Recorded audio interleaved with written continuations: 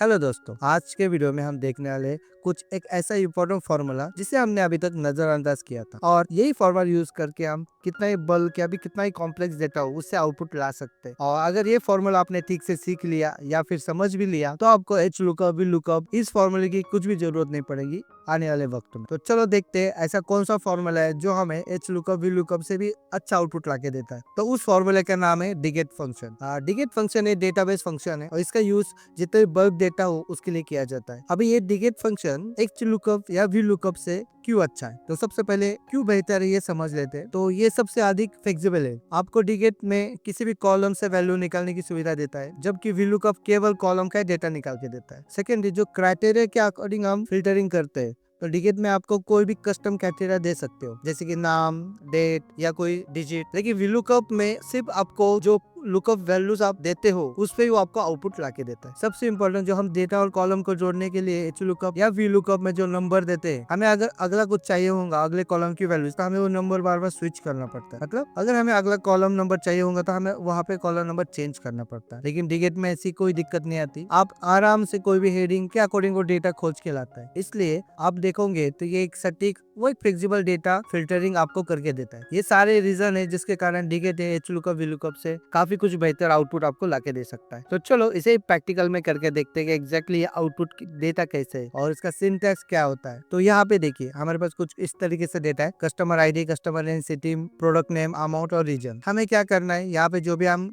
Customer ID type करें उसके according यहाँ पे हमें उसका अमाउंट चाहिए। तो नॉर्मली ये सारी चीजें हम VLOOKUP के थ्रू कर देते हैं, लेकिन इस बार हम ये यूज करने वाले हैं डिगेट फंक्शन से। देखिए डिगेट फंक्शन में क्या करना है, आपको जहाँ पे आउटपुट चाहिए तो वहाँ पे आपको फॉर्मूला लगाना है। तो यहाँ पे हमें आउटपुट चाहिए तो यहाँ पे आप पहले लगाएंगे डिगेट। जैसे आप डिगेट टाइप करेंगे तो सबसे पहले आपको पूछेगा डेटाबेस, उसका सिंटैक्स देखिए, सबसे पहले डेटाबेस है, उसके बाद फील्ड है, फिर क्राइटेरिया है। तो डेटाबेस में आपका जो भी एंटायर टेबल है वो आपको पहले सेलेक्ट करना पड़ता है। फील्ड में आपको देना पड़ता है कि आपको एग्जैक्टली किस चीज का डेटा चाहिए, और क्राइटेरिया मतलब आपको क्या ढूंढना है। तो सबसे पहले हमें डेटाबेस देते हैं, पूरा डेटा को सेलेक्ट कर लेते हैं, फिर कॉमा, फिर फील्ड में आपको क्या देना है कि आपको किस फील्ड का डेटा देखना है। जैसे कि यहाँ पे मुझे क्या देखना है, अमाउंट का देखना है, तो आप यहाँ पे अमाउंट के ऊपर क्लिक कर लीजिए, अमाउंट के कॉलम के ऊपर, और कॉमा क्राइटेरिया किस चीज से अकॉर्डिंग देखना है, हमें कस्टमर आईडी के थ्रू देखना है, तो इसको हमने सेलेक्ट कर लिया, ब्रैकेट क्लोज और सिर्फ एंटर। तो यहाँ पे अगर आप एक आईडी टाइप करोगे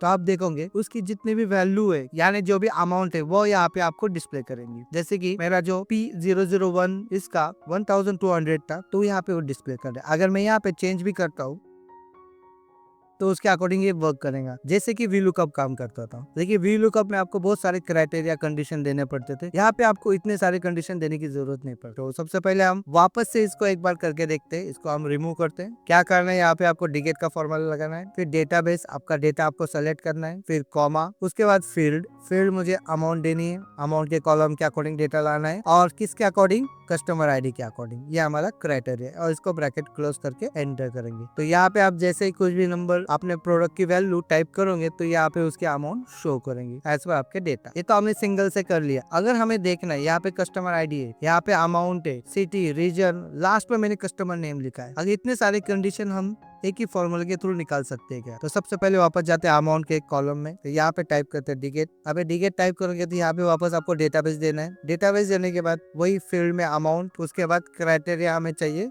कस्टमर आईडी के थ्रू, तो यहाँ पे हम ब्रैकेट क्लोज कर देंगे। यहाँ पे तो हमें पता है कि यहाँ पे तो आंसर आने वाला है क्योंकि ऊपर भी हमने करके देखा एक बार। तो अगर यही फॉर्मूला का हम कॉपी करके हर एक जगह पे पेस्ट या फिर उसको ड्रैग करेंगे तो यहाँ पे उसकी वैल्यूज आती है क्या। तो यहाँ पे आप देखोगे आपको एक एरर भी शो कर रहा है। तो एरर क्यों शो कर रहा है, तो सबसे पहले उसे जानते हैं। इसको मैं जूम कर लेता हूँ। तो जैसे आप यहाँ पे F2 करोगे तो आप देखोगे आपका जो टेबल का एंटायर डेटा है वो स्विच हो रहा है आगे आगे, यानी आपने जो डेटा रेंज दी थी तो वो आपकी फिक्स नहीं थी। तो आपको क्या करना पड़ेगा, सबसे पहले यहाँ पे आपने जो फॉर्मूला लगाया है वहाँ पे फॉर्मूला बार पे आना है, और यहाँ पे जो हमारी डेटा रेंज थी उसको लॉक कर लेते हैं, F4 से लॉक होते ही। तो F4 से हमने इसको लॉक कर लिया। अभी इसकी जो अमाउंट की वैल्यूज है वो स्विच होती रही, जैसे कि यहाँ पे अमाउंट का कॉलम था H9, ये आगे शफल करता रहे, इसलिए इसको हम लॉक नहीं करेंगे। उसके बाद ये प्रोडक्ट का नाम है और उसकी रेंज ये भी हमारी फिक्स है, तो इसको भी हम लॉक कर लेते हैं। अभी एंटर कर लेते हैं। फिर इसको आप कॉपी करके हर एक जगह पे पेस्ट करो, तो आप देखोगे तो यहाँ पे आपको जो भी आपने कस्टमर आईडी टाइप किया था उसकी सारी वैल्यूज यहाँ पे शो करेंगी एज पर आपके डेटा। तो यहाँ पे हमने जो टाइप किया था P006, आप देख सकते हो यहाँ पे भी वही है जो यहाँ पे आया हुआ है। अगर यहाँ पे मैं वैल्यूज कस्टमर आईडी चेंज करता हूँ